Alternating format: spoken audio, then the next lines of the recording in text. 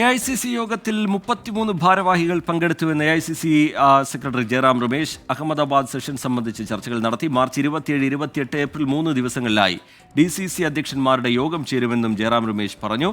കോൺഗ്രസ് പാർട്ടിയെ ശക്തിപ്പെടുത്താനുതകുന്ന കാര്യങ്ങളാണ് AICC യോഗത്തിൽ ചർച്ച ചെയ്തതെന്ന് രമേശ് ചെന്നിത്തല പ്രതികരിച്ചു.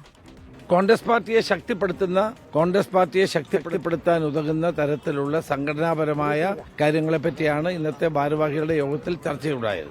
ജില്ലാ കോൺഗ്രസ് കമ്മിറ്റികൾക്ക് കൂടുതൽ അധികാരം നൽകുന്ന ഒരു പ്രപ്പോസലിനെ പറ്റിയാണ് ചർച്ചയുണ്ടായത്.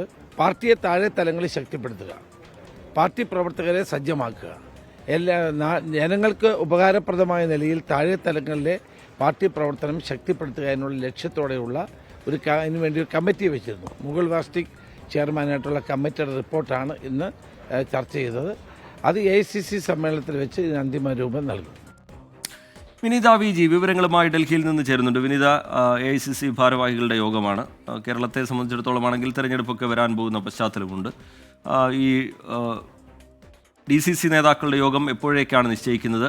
യോഗത്തിൽ അജണ്ടയായതെന്ത്? ചർച്ചയ്ക്ക് വന്നതെന്ത്? വിശദാംശങ്ങൾ എന്ത് വിനീത?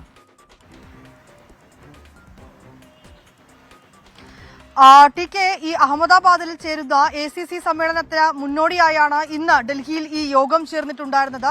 ടിക്ക് സൂചിപ്പിച്ചതുപോലെ തന്നെ ഈ ACC ഭാരവാഹികളുടെ യോഗത്തിൽ 33 അംഗങ്ങളാണ് ഇന്നത്തെ യോഗത്തിൽ പങ്കെടുത്തിട്ടുണ്ടായിരുന്നത്. ഒപ്പം തന്നെ രമേശ് ചെന്നിത്തല ഉൾപ്പെടെയുള്ള നേതാക്കൾ കേരളത്തിൽ നിന്ന് യോഗത്തിൽ പങ്കെടുത്തിട്ടുണ്ടായിരുന്നു.